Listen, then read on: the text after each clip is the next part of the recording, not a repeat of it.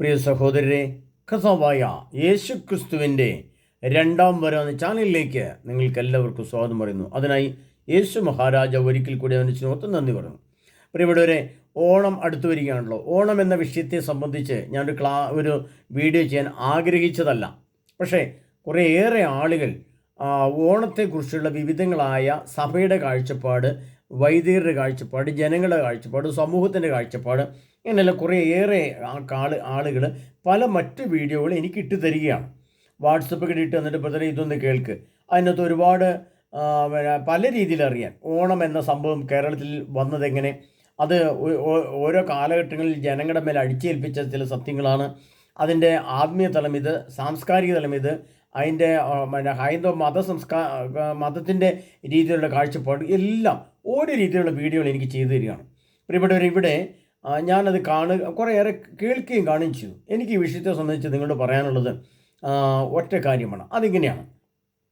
പണ്ട് ആരോ പാടി കേട്ടിട്ടുണ്ട്, കള്ളവുമില്ല ചതിയുമില്ല എള്ളോളമില്ല പൊളിവചനം, കള്ളപ്പറയും. ഞാൻ കൂടെ പാടുന്നില്ല. അപ്പോൾ നിങ്ങൾക്കറിയാം, പണ്ട് പാടിക്കൊണ്ടിരുന്ന. അപ്പം എനിക്ക് ചോദിക്കാനുള്ള ചോദ്യം ഇതോളൂ, ഇന്ന് ഈ പാട്ട് സഭയുടെ തലത്തിൽ, കുടുംബതലത്തിൽ, രാഷ്ട്രീയ തലത്തിൽ, നമ്മുടെ കേരള സംസ്ഥാന തലത്തിൽ എങ്ങനെയാണത് നമ്മൾ പാടേണ്ടത്, വിലയിരുത്തേണ്ടത്? അതിൻ്റെ ഘടനകളൊക്കെ മാറ്റിയിട്ട് കള്ളമേ ഉള്ളൂ, ചതിയേ ഉള്ളൂ, ഇതെല്ലാം മൊത്തമേ അത് മാത്രമേ ഉള്ളൂ എന്നൊക്കെ പറഞ്ഞ് പാടേണ്ടി വരികയല്ലേ? അപ്പോൾ പ്രിയപ്പെട്ടവരെ, ഞാൻ ഇതിൻ്റെ കെട്ടിഞ്ഞു കൊടുക്കുന്നിങ്ങനെ ഓണം എന്ന നാണം. സത്യത്തിൽ വാസ്തവം പറഞ്ഞ് ഈ കാലഘട്ടത്തിൽ, പ്രത്യേകിച്ച് കേരളത്തിലെ ഇപ്പോഴത്തെ അവസ്ഥയിൽ, പ്രത്യേകിച്ച് നമ്മുടെ സഭയുടെ ഇപ്പോഴത്തെ അവസ്ഥയിൽ ഓണം എന്നൊരു വാക്ക് ഉച്ചരിച്ചാൽ നമുക്ക് നാണം തോന്നുകയാണ്. കാരണം പ്രിയപ്പെട്ടവർ, എനിക്ക് പെൻഷൻ പോലും കിട്ടുന്നില്ല. പെൻഷന് വേണ്ടി ഞാൻ പലപ്പോഴും അപേക്ഷിച്ചു. പക്ഷേ ഞങ്ങൾക്ക് പെൻഷൻ കിട്ടാത്ത വിധം അത് തള്ളിപ്പോയി.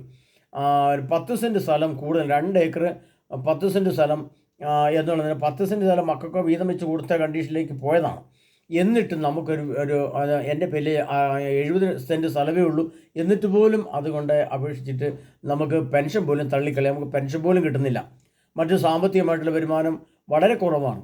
വളരെ കഷ്ടപ്പെട്ട് ജീവിക്കുന്ന ഒരു വ്യക്തിയാണ് ഞാൻ. പക്ഷേ എന്നിട്ട് അതുപോലെ നമുക്കൊരു പെൻഷൻ പോലും കിട്ടാൻ യോഗ്യതയില്ലാത്ത ഈ കാലഘട്ടത്തിൽ ഞാൻ ഓണം ആഘോഷിക്കേണ്ടത്? പ്രിയപ്പെട്ടവരെ, നിങ്ങൾ ചിന്തിച്ചു നോക്ക്. അപ്പോൾ എനിക്ക് ഓണം എന്ന വാക്ക് കേൾക്കുമ്പോൾ എനിക്ക് ലജ്ജ തോന്നുകയാണ്, നാണം തോന്നുകയാണ്.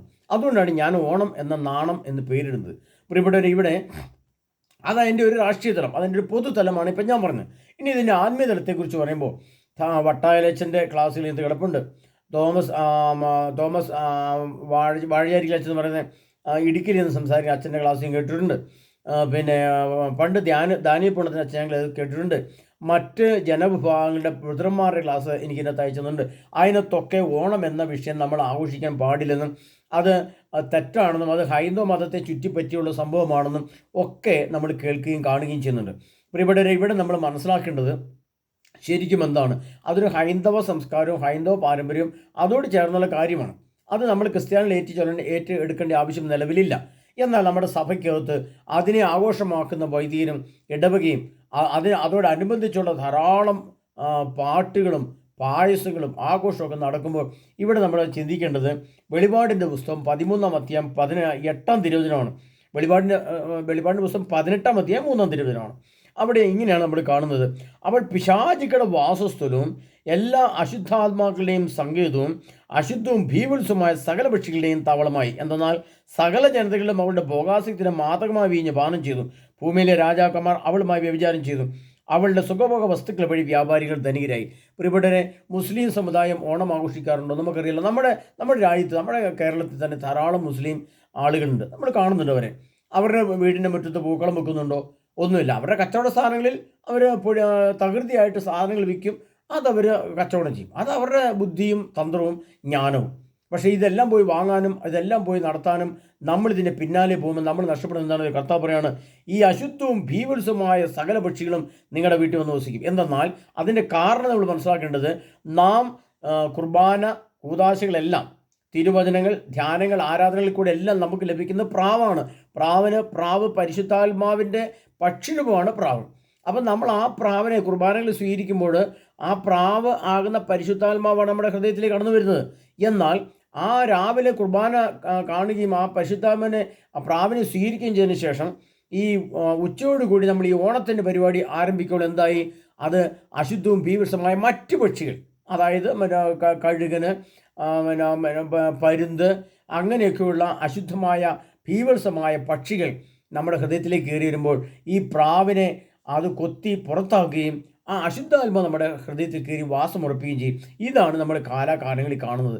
ഇത് തെറ്റാണ്. ഓണം ആഘോഷിക്കാൻ പാടില്ല എന്ന് പറയുന്നതാണ് എൻ്റെ ശരി. അത് സഭയ്ക്കുള്ളതോ ക്രിസ്ത്യാനിക്കുള്ളതോ അല്ല. അത് ധാരാളം ആളുകൾ ഇതിനെപ്പറ്റി ഈ രീതിയിൽ അഭിപ്രായം പറയുന്നുണ്ട്. നിങ്ങൾ ക്ലാസ്സുകൾ കേൾക്കുന്നുമുണ്ട്. അപ്പോൾ നമുക്ക് സ്വന്തമായിട്ട് നമ്മളെ രക്ഷിക്കുവാനായിട്ട് വന്നിരിക്കുന്ന യേശു ക്രിസ്തു നമുക്കുള്ളപ്പോൾ നമ്മൾ എന്തിനാണ് പിന്നെ ഇതിൻ്റെയൊക്കെ പുറകെ പോകുന്നത്? പ്രിയപ്പെട്ടവരെ, ഈ വിവരവും ബോധവും ഇല്ലാത്ത രീതിയിൽ നമ്മളെ നയിക്കുന്ന ചില നേതൃത്വങ്ങളുടെ അജ്ഞത എന്നല്ലാതെ ഇതിനൊന്നും പറയാനില്ല. ഞാൻ അതിൽ കൂടുതലൊന്നും പറയുന്നില്ല, പറഞ്ഞിട്ട് കാര്യമില്ല. ഈ ക്രിസ്ത്യാനി എന്ന ഈ ജനത്തിന് ബോധ്യവും ബോധവും ഇല്ലാത്തടത്തോളം കാലം അവരെന്ത് പറഞ്ഞാലും അതിൻ്റെ പുറകെ ഓടുന്നത് കൊണ്ട് ഇവരോട് പറഞ്ഞിട്ടും കാര്യമില്ല. പക്ഷേ ഒരു കാര്യം നിങ്ങൾ മനസ്സിലാക്കിയുള്ള, അശുദ്ധവും ഭീവത്സമായ സകല പക്ഷികളും പ്രാവല്ലാത്ത മറ്റ് ഭീവത്സമായ അശുദ്ധിയുടെ പക്ഷിയുടെ ആത്മാക്കൾ നമ്മുടെ ഹൃദയത്തിൽ കയറി കൂടുന്നതുകൊണ്ടാണ് സഭയുടെ തകർച്ച, കുടുംബത്തിൻ്റെ തകർച്ച, നമ്മുടെ നാടിൻ്റെ തകർച്ച. അത് നിങ്ങൾ ഓർത്തുകൊള്ളണം. അതുകൊണ്ട് ഞാൻ വേറൊരു കാര്യം ചിന്തിക്കാം. എല്ലാ വീട്ടിൽ കൂടെയും 25 കിലോ കുത്തിരി വെച്ച് തരുന്നു. 5000 രൂപയുടെ സാധനങ്ങൾ ഓരോ വീട്ടിലും പാഴ്സലായിട്ട് വീട്ടിൽ കൊണ്ട് തരുന്നൊരു ഗവൺമെൻറ് സംവിധാനം ഉണ്ടായിരുന്നു വിചാരിക്കുക. ഇഷ്ടംപോലെ സാധനങ്ങൾ അങ്ങനെ കൊണ്ട് ഓരോ വീട്ടിലും, കേരളത്തെ മുഴുവൻ വീട്ടിലും ഈ ഓണത്തോടനുബന്ധിച്ച് കൊണ്ടുതരുന്ന സംവിധാനം ഉണ്ടെങ്കിൽ നമുക്ക് വിചാരിക്കാം, ഈ ഓണത്തോടനുബന്ധിച്ച് 5000 രൂപയുടെ 10000 രൂപയുടെ സാധനങ്ങൾ നമുക്ക് ഗവൺമെൻറ്റിൽ നിന്ന് കിട്ടുന്നുണ്ട്. അപ്പോൾ അത് നമുക്കൊരു ഗുണകരമാണെന്ന് ചിന്തിക്കാം. ഇത് ഒരു പെൻഷൻ പോലും നമുക്ക് യോഗ്യതയില്ല, തരുന്നില്ല, കിട്ടുന്നില്ല. അത് കൊടുത്ത അപേക്ഷ പോലും തള്ളി പറഞ്ഞു. 4 പ്രാവശ്യം അപേക്ഷ കൊടുത്തിട്ടും നമുക്കത് കിട്ടിയിട്ടില്ല. അതുപോലും ഇല്ലാത്ത നമുക്ക് ഓണമെന്ന് പറയുമ്പോൾ നാണം എന്നല്ലാണ്ട് എന്ത് പറയാനാണ് പ്രശ്നം? അതുപോലെ 100 പ്രശ്നങ്ങളും പരാതികളും. ഒരാശുപത്രി കയറിയാൽ നമുക്ക് നീതിയുണ്ടോ? എവിടെ ചെന്ന് കഴിഞ്ഞാലും നീതി ലഭിക്കുന്നുണ്ടോ? എവിടെ ചെന്നാലും സ്നേഹമുണ്ടോ? എവിടെ ചെന്നാലും നമ്മളൊരു അപേക്ഷയായിട്ട് ഒരു ഓഫീസിൽ ചെന്ന് നോക്കുകയും 4-5 പ്രാവശ്യം നടക്കുന്ന സംവിധാനം നമ്മൾ കാണുന്നില്ലേ? ഞാൻ അതിനെ പറ്റിയൊന്നും പറയുന്നില്ല പ്രിയപ്പെട്ടവരെ. അതുകൊണ്ട് മനസ്സിലാക്കുക, കർത്താവായ യേശു ക്രിസ്തു ഭൂമിയിലേക്ക് വന്നത് പരിശുദ്ധാത്മാവ് എന്ന പ്രാവിനെ തന്നുകൊണ്ടാണ്.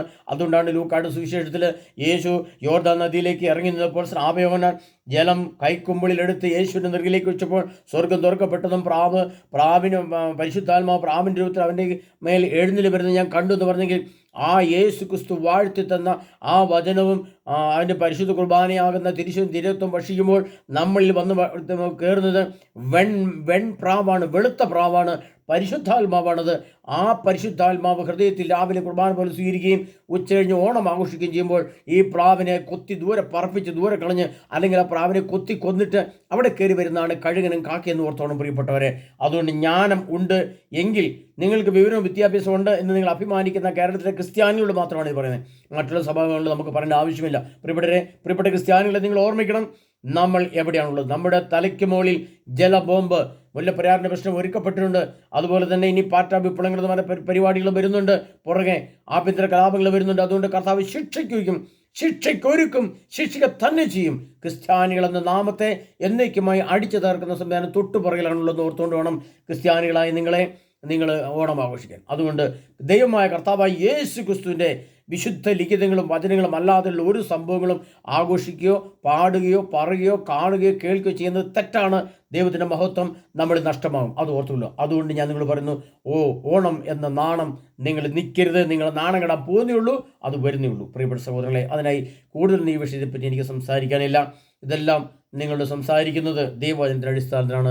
അതുകൊണ്ട് കർത്താവായ യേശു ക്രിസ്തുവിനെ മറന്നുള്ള ഒരു പരിപാടിയും അച്ഛനോ മെത്രാനോ മാർപ്പാപ്പായോ പ്രഖ്യാപിച്ച പോലും അരുത്. അതുകൊണ്ടാണ് കർത്താവ് പറയുന്നത് ഒരു വചനം, നിയമജനയും പരിസരയും അതിശയിപ്പിക്കുന്ന ജ്ഞാനം നിങ്ങൾക്കില്ലെങ്കിൽ നിങ്ങൾക്ക് സുരായത്തിൽ പ്രവേശിക്കാൻ സാധിക്കില്ല. കർത്താവിൻ്റെ വരവ് തൊട്ടുമുമ്പിലാണ്. 2013 യുഗാന്ത്യമാണെന്ന് ഓർത്തുകൊണ്ട് വേണം ഈ കൊല്ലത്തെ ഓണം ആഘോഷിക്കാൻ പ്രിയപ്പെട്ടവരെ. അതിനായി ഞങ്ങൾ കർത്താവായ യേശു ക്രിസ്തുവെ നമ്മളൊരു സമൃദ്ധമായിരിക്കുന്ന ബാധിച്ചിട്ടുണ്ട്. യേശുവെ നന്ദി, യേശു സ്തുതി. ആമേൻ.